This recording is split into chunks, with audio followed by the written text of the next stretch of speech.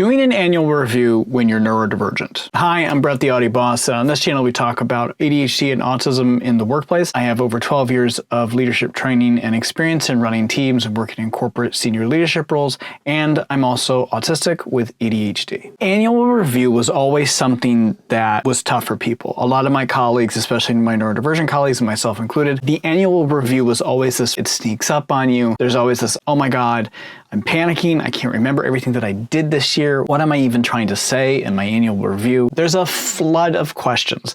And usually because of my neurodivergent brain, I would have these moments where I would freeze and I wouldn't be able to remember everything I did over the last 12 months. Over the years, I've sort of perfected what worked for my brain in terms of making sure that I've captured different ideas throughout the year. But this video is for what if you didn't?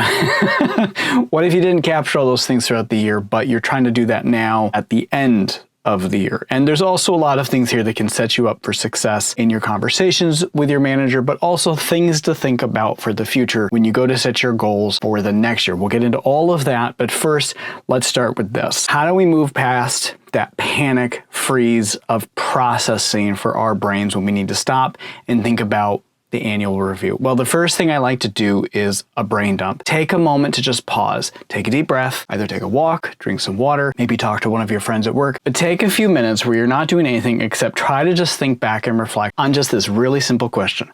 What did I do this year? What projects did I work on? What meetings did I attend? What conversations did I have? What things did I do this year that I'm either proud of, or whether I'm proud of it or not, just what are the things that I did? Because those are the things that we've got to capture. We've got to document those things. Can you sit down and just make sort of a brain dump, a voice note, a list, write it up, whatever process works for you. And you just sort of purge everything that's in your head in terms of just what did I do this year? If you can't do that, if that is still sort of a struggle for you, I recommend two different things. Talk to a really close colleague at work.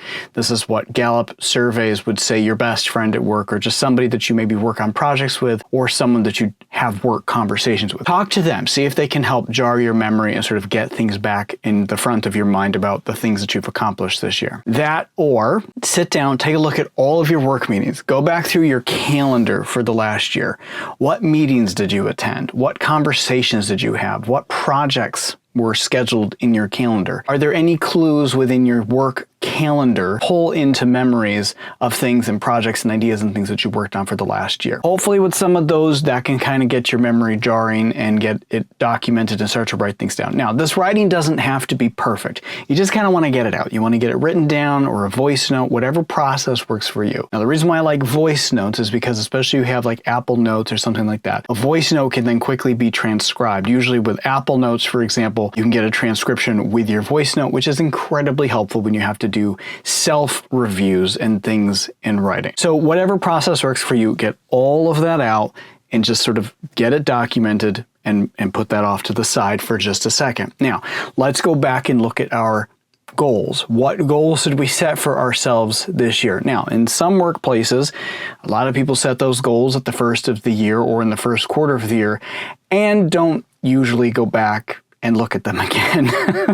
And that's okay. This is an opportunity for us to look at those goals and the things that we've just brain dumped and look for alignment. Where are the things that match up? Where are the things that don't match up? Even if there are things that don't match up, that's actually really good because it means your goals and your objectives changed throughout the year and we can write to that. Usually because more important projects or priorities came in and took over, which shows growth opportunities. And that's good. That helps us work towards goals and conversations. So we want to keep in mind, we'll look for things like that. That's good. Okay, so we've got to look for alignment with our original goals, or we've got to write to changes in those goals. But before we do both of those things, let's also take a minute to reflect on, has the company or the organization that you work for talked about goals for the organization? These are usually things like annual goals, annual metrics, operating goals, things like that. These are sometimes referred to as objectives and key results, or OKR, or key performance indicators, KPIs,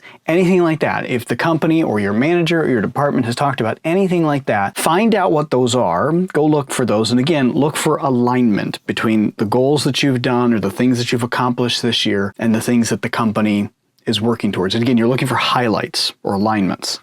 Now, if this is difficult to do, or if you're just struggling to sort of look for those alignments or sort of make it perfect in terms of wording or things that you want to do, this is where I would recommend looking at something like ChatGPT, Gemini, or my personal favorite, the Neurotranslator app, where you can kind of take all of this and go to an AI and use this prompt or a prompt like this. From the perspective of someone doing their annual review, please take this list and organize these ideas, these talking points, this brain dump into bullet points that I can use for my annual review, or help just clean them up in terms of perform a copy edit or something to that effect. I always stress this with my prompts as well. Please do not change the wording that I have chosen. Please simply perform a light copy edit, but retain my voice, my words, my narrative. Please ask me before making any changes to my writing beyond basic grammatical edits. You can also ask for, please look for any sort of alignment or goals or highlights or themes among the things that I've just put together in this brain dump. Now, some people do like to actually take their original goals and ask for an AI chat to help look for alignment within those things or bucket them together. Other people like to recommend, help me reword these in a way that make it work for corporate annual goals. But I always throw caution. Whenever we do things like that, you've got to make sure that the AI doesn't then replace your words and make you sound like somebody else or someone else. You want to keep an authentic voice when you're doing this. It's incredibly important that your voice, your narrative, your words still come through in your annual goals. If it sounds like AI, it's kind of like cheating on a test. It's not going to fly when you put it through to a different manager or someone else. It's just going to backfire. So you want to make sure that it's not changing your words, your voice, your narrative. Have you and your manager had any conversations throughout the year about goals and objectives or tasks? Has your manager asked anything specifically of you that they wanted to see from you in the course of this year?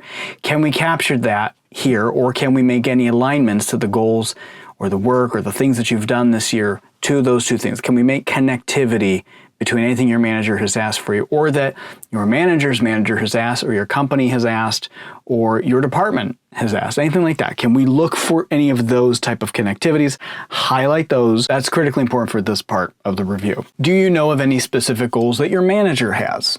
That's also critically important, because if there's things that your manager is trying to work towards, or goals that your manager has been trying to accomplish, and you have alignment within the things that you've accomplished that you can highlight or call out or recommend or point to, that helps considerably a lot, because your manager is also thinking about their annual review, and they're thinking about looking for ways to talk about how their team or their direct reports have done work to help towards their specific goals as well. So that's critically important as well. Now, I want to pause in this point and just sort of say, one critically important thing is, what do we want to get out of our annual review? Are we looking for a title change, more responsibility, more compensation, a step up, a growth path, a new role, a new promotion? Whatever those things are, we want to think about those things as we're writing our annual review, because we want to be able to highlight or call out any of those specific things. If we're looking for a role change or more compensation or anything like that, we want to especially demonstrate how we've helped save the company money, how we've worked towards any of the goals or revenue goals in particular that the company is working towards.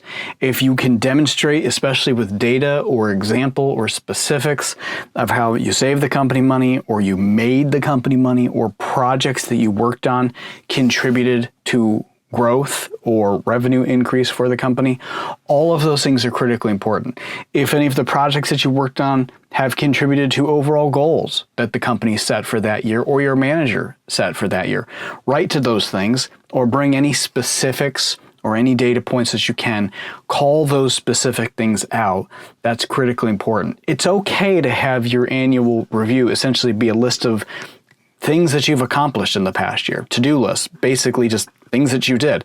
As long as they're organized and bucketed and they make sense and they're aligned with the goals for yourself, your manager, your company, your department, whatever it is. I want to pause on the two specific things in terms of title changes or a growth path or compensation. Now, if the goal is to go in and have a conversation about a growth path, most of the time, if you haven't previously been having a conversation about a new role or a growth path, it's not going to happen overnight unless there's an open position and you're advocating for that specific open position and you're making the case for why you can fit that with all of the things that we've laid out here. Instead, what we're looking for is having a conversation with your manager about how can we start the process for me to have growth in my role, move up a title, move up a layer, move up a step, move up in any way, shape, or form. How can I start to structure my goals going forward, starting in the next year, to have goals that can show growth or put me on the path for growth, or can give me specific things so that I can get a title change, a new role, a new responsibilities, new tasks, anything like that. How can we start to lay those things out by looking at this review and start building a pathway for that in the next review and over the course of the next year? And then you want to have regular check-ins with your manager. We're revisiting those specific goals, those specific tasks for that end point. You're looking to work towards a point so that there's a growth opportunity at the end of that. And you've got to start to build that out. That doesn't usually happen overnight, and unless there's, again, like an opening already ready to go. A lot of times with a lot of companies, when we're looking to create new roles or new positions, oftentimes those have to be really mapped out well in advance. They don't usually happen immediately overnight because there's got to be budget. Managers of managers of managers all have to approve those things. There are hiring committees that go through in HR and all these different things. So there's a lot of processes and things that happen behind the scenes in order to make a job become a reality. And it's sort of the same with compensation too. Usually you can kind of make the case for why you should get more compensation based on all of these things that we've talked about. But if you're looking for like big compensation, you really have to have strong data points, really show how you've helped the company grow or make money in order to ask or expect more compensation during the course of an annual review. That's critically important to be able to highlight those connections. When the time comes to actually go have the annual review conversation, these conversations usually happen pretty quickly. And also keep in mind that your manager is having a lot of these conversations with a lot of people. So you want to go in with ideally 3 objectives. What are the 3 main things you want to take away from this? Print out that self-review, have a copy of it in front of you, highlight or maybe circle your major talking points. Go through and these are the specific things I want to make sure that I cover or that I mention or I talk about or that I highlight or raise with my boss over the course of this conversation, or have those specific goals in mind when you go in so that that moment doesn't become a moment of panic and change in terms of what you're processing, something that you say.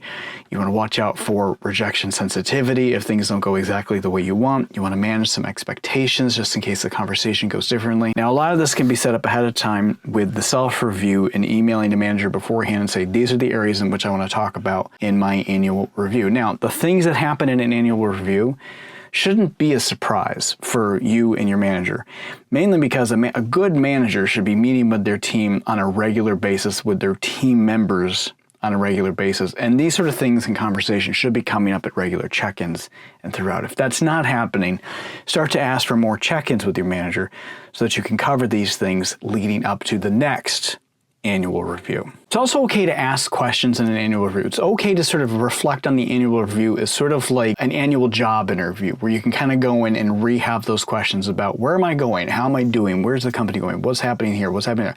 That is the expectation of these conversations. That's what's to be expected. It doesn't necessarily have to be a sit and get in terms of you there waiting for your manager to tell you how things are. It's okay for this to be a dialogue, and your manager is going to expect that from you. So your manager is going to expect for you to come to the conversation ready to have this conversation with them and offer up your thinking, your perspective, your wants, your needs, the things that you want to talk about as well. The goal here is to make sure that you and your manager are always in alignment in terms of their expectations and your expectations. When there's huge gaps of alignment, that's where we have problems, because that's where the manager is going to get confused. Why aren't you working on this? Why aren't you doing that? You want to have those alignments so that you're in sync, so that your manager can advocate for you to whoever they need to advocate for to get you more money, to get you raises, to get you, a growth into a new role, a new title, whatever you want. Now, if you don't want any of that, if you don't want a new title, if you're not looking for specifically a new role or anything, you're just sort of looking for the status quo, but you still want that compensation,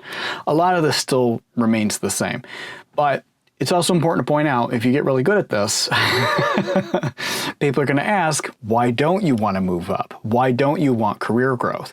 And it's important to have an answer for that. Just sort of say, I really like what I'm doing. It's my special interest. I'm really good at this, and I would like to continue to grow in the place that I'm in and see how much more I can still do with this role. And that's a good answer. That's a really acceptable answer, but you want to keep doing the best possible job you can do. A lot of the time, you want to make sure that there's a positive note, a positive voice, a positive narrative towards where you want to go with an annual review. That helps a lot. Not always easy to do because we can spot all the problems and see the big picture issues and see the small intricacies and things like that. But it's important to sort of be gentle in how we highlight and call those things out. It's important to call them out, but it's important to sort of be careful about how we do that so that it's focused on what you can do to help or impact or grow or make those changes or things like that for what you can do in your area. I hope some of this has been helpful. This has really served me a lot over the years. This has helped me both in the conversations I've had with my team over the years. It's helped me in conversations with various managers and bosses and other senior and executive leaders that I've had over the years. If this has been helpful, I hope you can like and subscribe and check out more videos here on my channel while you're here.